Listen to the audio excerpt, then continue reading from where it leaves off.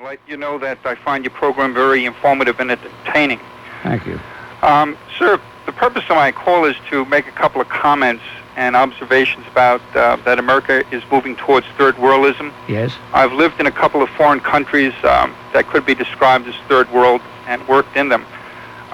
First of all, my observations there is that the justice system is a lot more strict on criminal behavior, unlike the justice system in this country.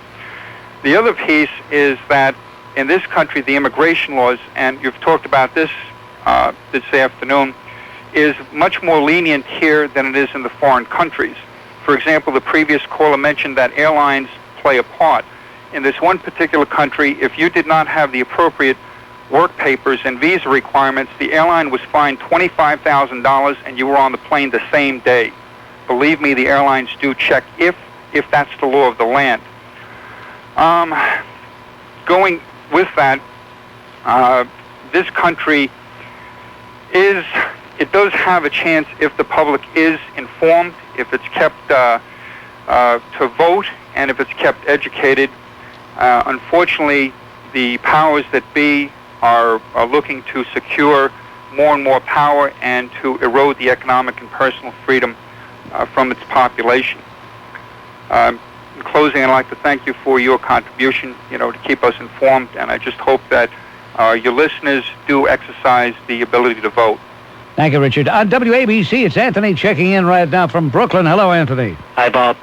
Bob, when I come home at night from work, I come in the house, I see the windows are clean, the floors are clean, everything's beautiful, silverware's polished, windows are done, and there's Abdullah looking at me, waiting for my approval, and if I nod my head with approval, that means he gets to use Master's phone, and he's able to call Master Bob.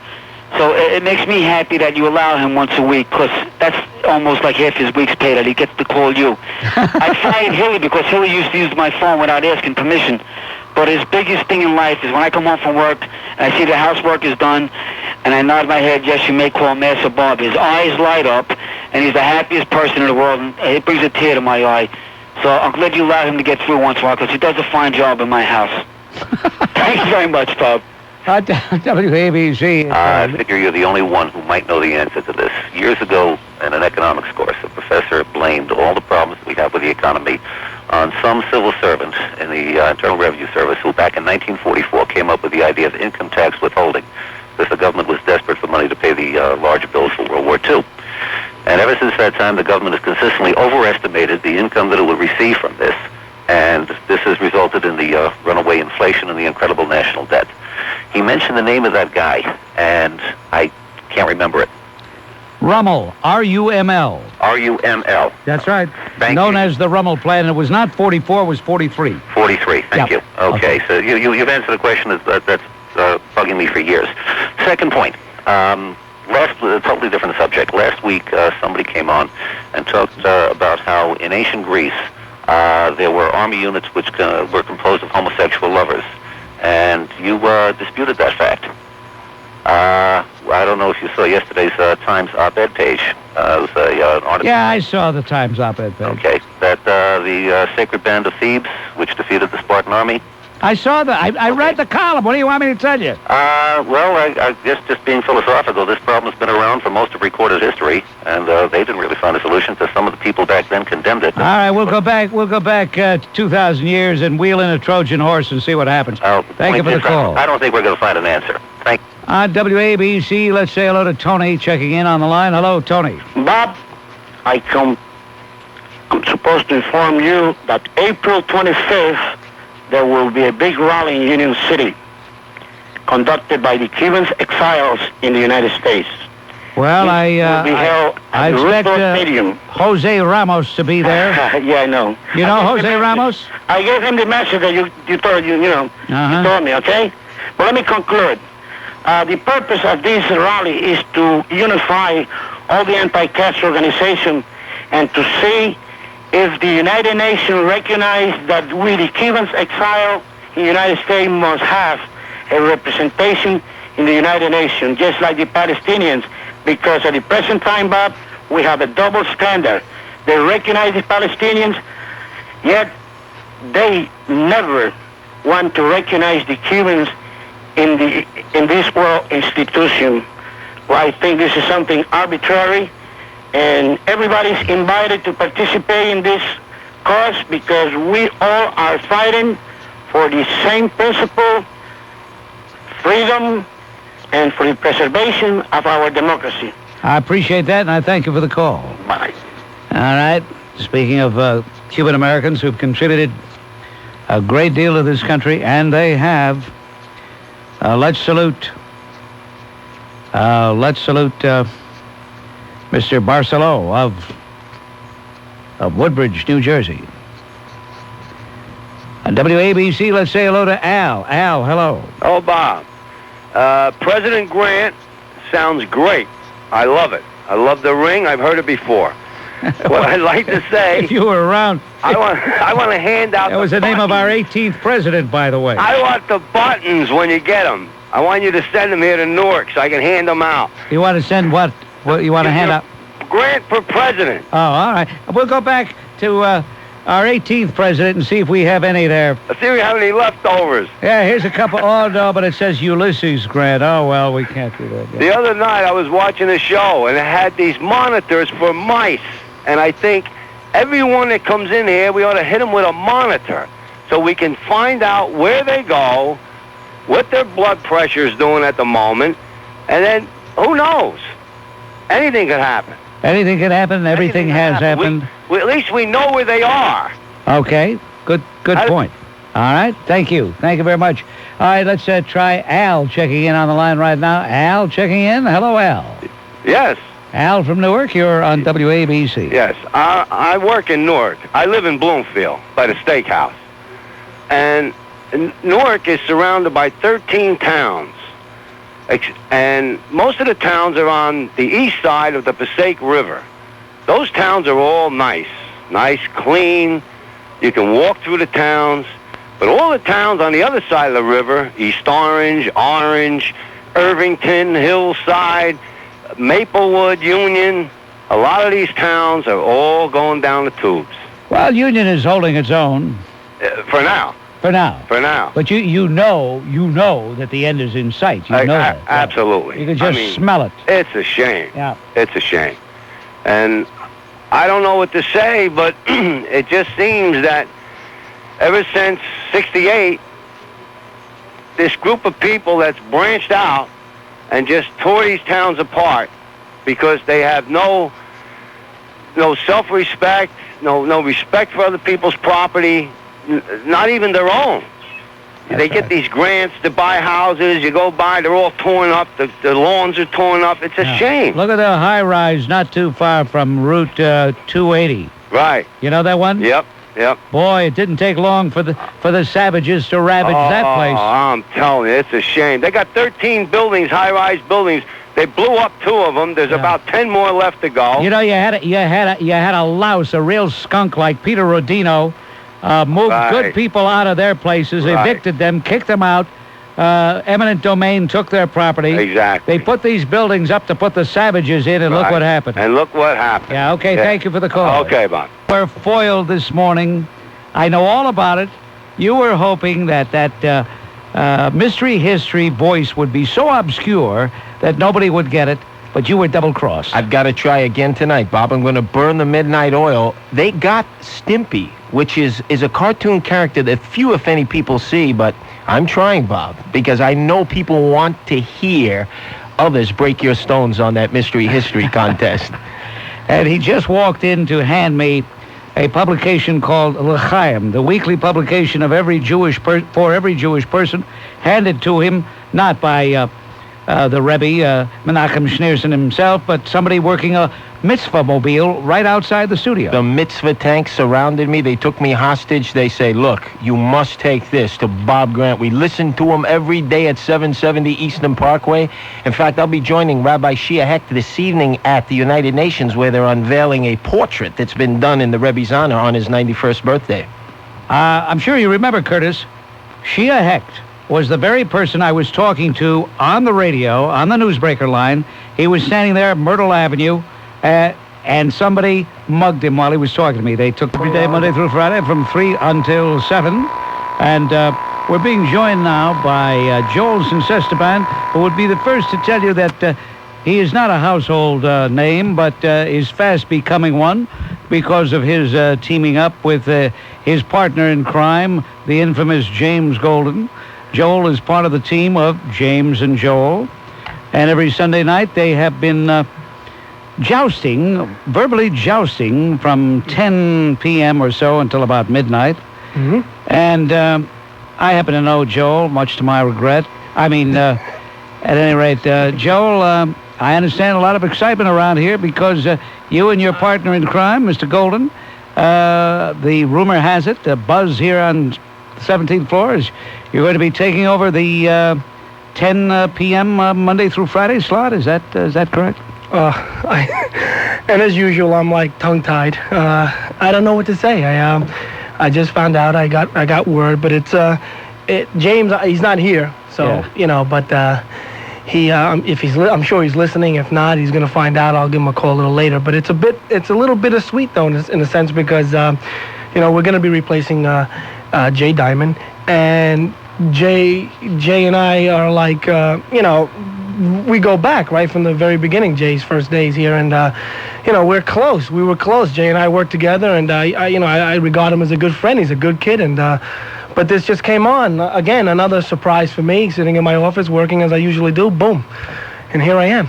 Sitting next to you, which is a big thrill. Trust me. I think what I'll do though is, in order to assuage various ruffled feelings, I think, since you work with with James, mm-hmm. I think maybe since Jay will be floating around loose, maybe I'll have him come in and work with me. That might be nice. I can put my feet up on the desk and let Jay carry the ball. So tonight you will be on at short notice, James and Joel. That's right. And do you guys agree on anything? Yeah, we do. He's a little bit more to the right than I am. I'm not as conservative as James. He gets all excited. He's a little out there, and I'm more towards the middle. I'm a little on the excitable side. You're excitable? Yeah, exactly. It depends. It all depends. It depends what kind of mood I'm in. Did you ever give James a chance to get a word in edgewise? Oh, he gets more than his. Really? He gets a lot of words in edgewise. I'm the quieter one, actually. So he has a lot of opinions, and I let him express himself. But then, I get my chance too. So it worked out pretty well. What do you think you two gentlemen will be verbally crossing swords about tonight? That's a good question. Probably, I don't know. I'm into that we're gonna go forward with that white male paranoia. I'm kind of curious about that. I'm still trying to figure that out. Being Cuban and all, and I don't know what the problem is. You're getting nervous. You look nervous. I'm getting nervous. I'm waiting for you to tell me, Bob. What seems to be the problem? What's with the paranoia that you guys keep bringing up?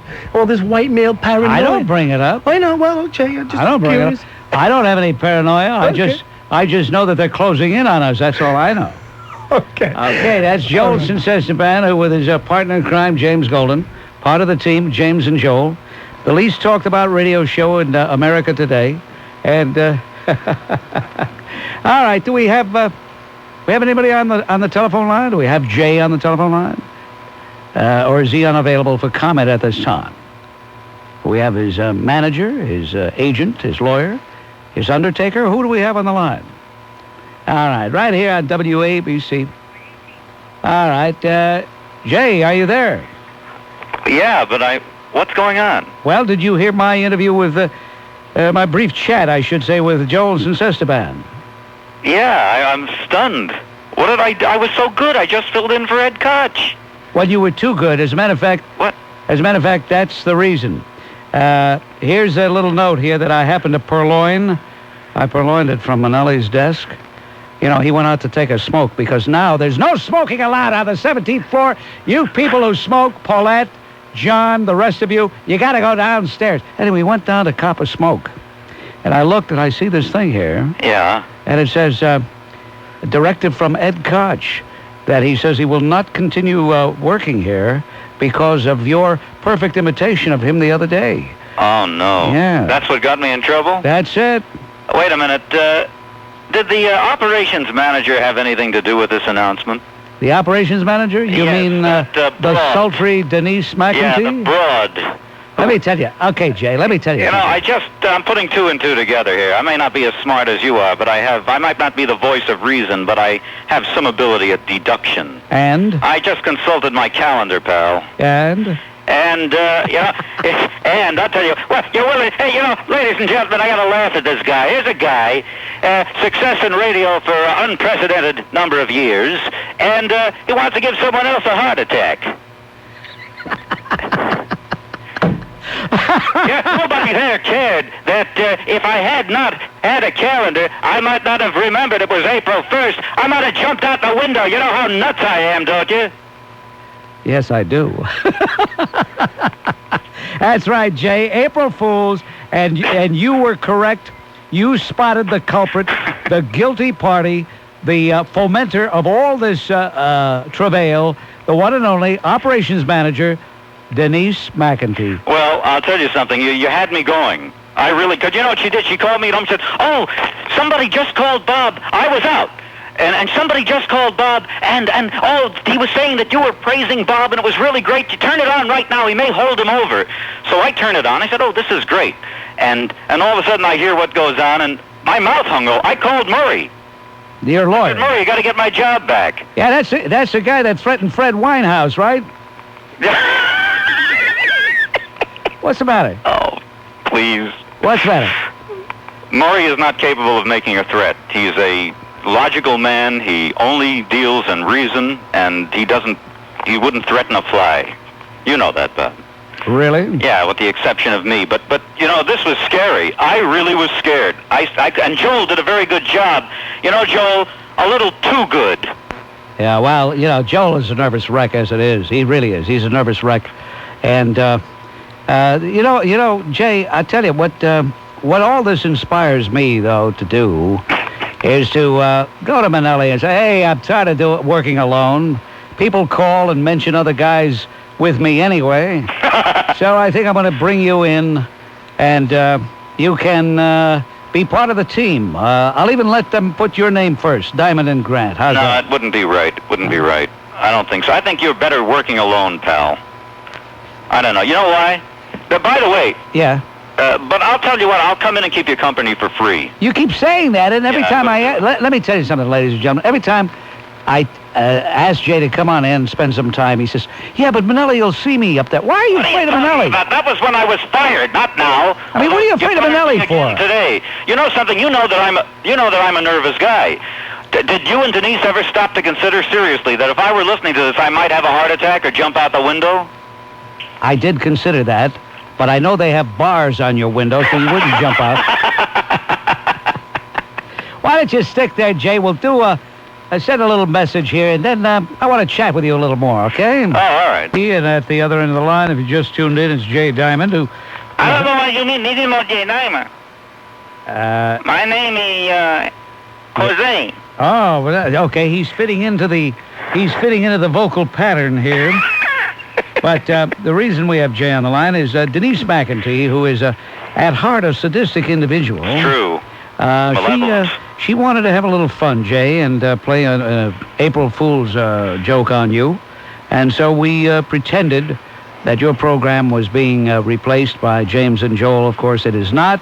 A lot of people already flooding Gene Douglas out at the switchboard, saying, "Say it ain't true, say it ain't true." Well, it isn't true. No, there'll probably be a few that'll say, "I wish it were so." You know, the people that are angry tend to do the writing. Well, let's see now. 10,492 people called saying, "Say it isn't true," and only 11,450 called saying, "Tell us it is." Well, I have a fatalistic attitude. Now, I've become the type of guy who's happy just to wake up in the morning and hear the birds sing. Really? Yeah, I take nothing for granted anymore. I just enjoy each day as it comes. Wow. I derived that philosophy from listening to you. No comment. Yeah, you're such a quiescent individual. Yeah, of course. So filled with the joy of life and faith in the goodwill of his fellow man. The other day, though, you did fool me, Jay. I had one of those brief, rare lapses, and I tuned in WABC, and lo and behold, I heard what I thought was Eddie Koch making the most sense he's ever made in his life, a brilliant peroration at the opening of the Eddie Koch Variety Hour. And lo and behold, it wasn't Eddie Koch at all, but you doing a perfect imitation. Yeah, all these United States attorneys now, Mary Jo White and the fellow from the Eastern District whose name I can't remember, they're now going to concentrate on white-collar crime. His name is Zachariah Carter. Zachariah Carter. They're going to focus on Carter. Yeah, they're going to focus on white-collar crime now. Presumably that's because they've already solved the problem of regular crime. Yeah, don't forget, civil rights. Civil rights. They're going to focus on civil rights. What the hell is that? What is that? Tell me, please. What is that? Would you please tell me? I mean, people are getting mugged, stabbed, robbed, murdered, thrown in the river, and they're going to concentrate on civil rights. And what about the civil rights of all those people getting mugged? Worse than that, some people are getting fired. Are you there? What made you say that, Tom? Well, because I'm still reeling from the shock of having been fired in public. Yeah, ladies and gentlemen. Bob Grant Show on WABC. Ladies and gentlemen, I know what a psychotic this guy is. So let me tell you, even though it was purely a jest, an April Fool's joke concocted by Denise McEntee, our operations manager, even though he knows that intellectually, emotionally he'll begin thinking, yeah, but why did Denise use that as a why that? There must be something to it. Maybe she knows something. Maybe this portends something, right, Jerry? Wait, no, I called in a specialist in labor law, and he just walked into my apartment. He's out of breath. He's huffing and puffing. He wants to talk to you. Sir Wilfred, would you please talk to Bob Grant? They just fired me on the air. How do you do, Mr. Grant? Would you mind providing an assurance to Mr. Diamond in public, the way you fired him in public, that when you spoke of his being terminated from WABC, you were entirely in jest. In fact, you are lying. You know I can't take that Charles Lawton imitation, Jay. You know I can't handle that. Jay, I'll tell you who did teach law for a while at St. John's University. And maybe he knows a little something about labor law. The only reason that I taught law, I tried to teach theology. I wanted to. My first love, as you know, is Scripture. In fact, I've been in direct communication with David Koresh. In fact, there's a lot to what David Koresh is telling the world these days, Bob. Don't forget, let's look at the metaphor of David Koresh. For example, a man derided, a man scorned, a man hunted. He claims to be the Christ. And Bob, can you deny, in fact, that the facts of this case, this man who is being hounded by the authorities, persecuted by the authorities, does he not call to mind the trial and suffering of our dear Lord? You know something, Il Supremo? I really think you're losing it completely. Bob, I don't blame you. You're a man of the temporal world. I am a man of the metaphysical ether. Look at the difference between us. You're a man who deals in reality. I have no patience to deal with reality. I'm looking beneath the existential layer. I'm trying to unfold the layers of the onion to get to the real meaning of life. Bob, have you read Teilhard de Chardin? Bob, have you ever really pondered the writings of Cardinal Newman? You know why I'm laughing? I'm laughing because you're so pretentious. You're so pompous. Bob, believe me, my first love is the Bible. You say I'm pompous. It seems to you that I'm pompous because I'm in another plane from you. I'm in another plane than the people of this state. What if Slick Willie should do what I predict he won't do and appoint you to the Supreme Court? Huh? What would you do then, Svachim? Bob, I'm going to put on those robes and I'm going to turn my collar around and pretend that I am a priest, which is what I've always wanted to be, as befits a man of my spiritual and earthly purity. You might be the first layperson made a cardinal. What do you think about that? Bob, I would be honored to put on the vestments of my church, even though in real life I defy most of the teachings of my church. Isn't that the truth? All right, listen. Bob, could you do me one favor? What's that? As long as you're firing people today, maybe you could fire Il Supremo.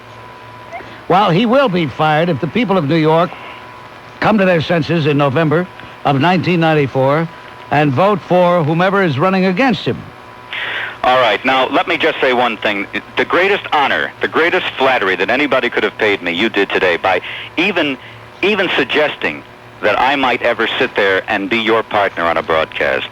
So even though I was fired, I want to thank you for even mentioning such a thought in public. Yeah.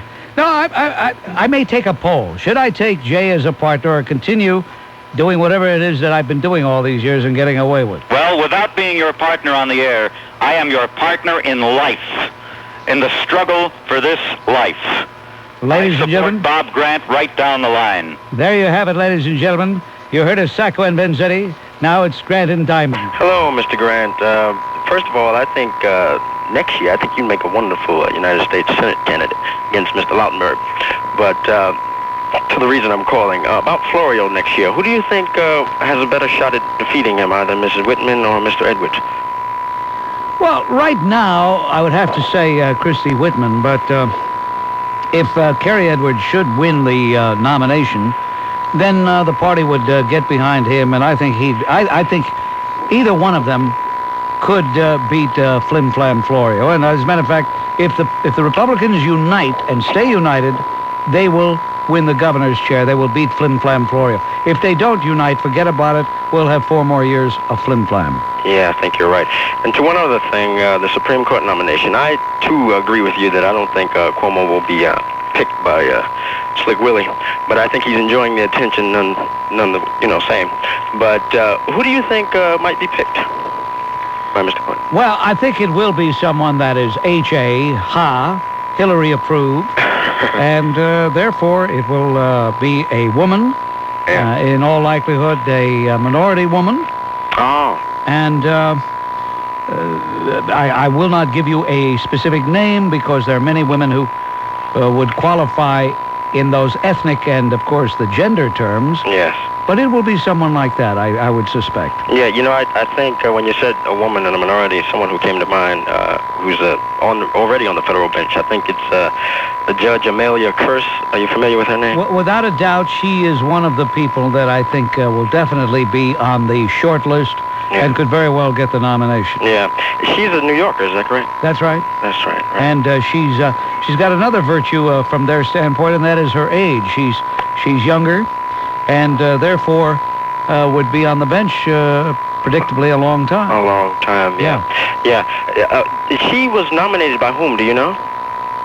On the bench? She's already... Jimmy Carter. Oh, gosh. Yeah, because I was wondering... I was wondering if he did pick someone from the federal bench. It's not too many Carter appointments left around, are there? Now, by the way, Kimba Wood was a Reagan appointee, you know. Oh, is it? Yeah. Oh, well, I guess he picked her because he knew she wouldn't make it. No. Thank you very much, Dave. Okay, bye-bye now. Let's try Kevin checking in on the line from Kearney. Hello, Kevin. Hello, Bob. There's 2 things I'd like to discuss today. One is Hudson County politics, and the next is Seton Hall University. On Hudson County politics, I happen to live in one of the towns which borders Newark to the west, and our town is run predominantly by Republicans. The mayor is a Republican, 5 of the 8 councilmen are Republicans, and the one thing that annoys me is that the fact that we have not been allowed to secede from Hudson County. We've been trying for years to get into Bergen County. We don't belong in Hudson County, quite honestly. This town is very untypically Hudson County, and that's something that we've been working at for quite some time, is to get out of this county. The second thing is Seton Hall University, and I've heard you speak about many people, minority students which are attending colleges.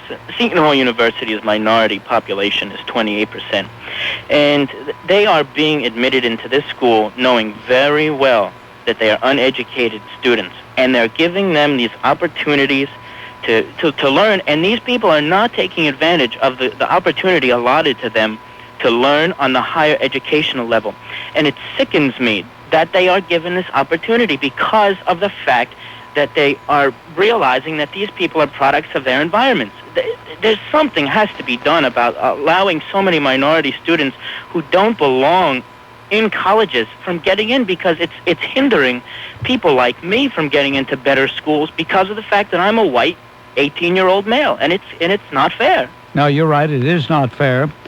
And all this recruiting that goes on, where the school administrators, the school says, we're not interested in their academic background, we're not interested in their proclivities, we're not interested in their intentions. We just want to get them in, put them on the rolls, and we'll look good. But look good to who? Look good to who? You're looking good. You're looking like a lowlife if you're doing this. Let me tell you about a school that I'm going to be going to next year. I'm so fed up with it that I'm leaving the school.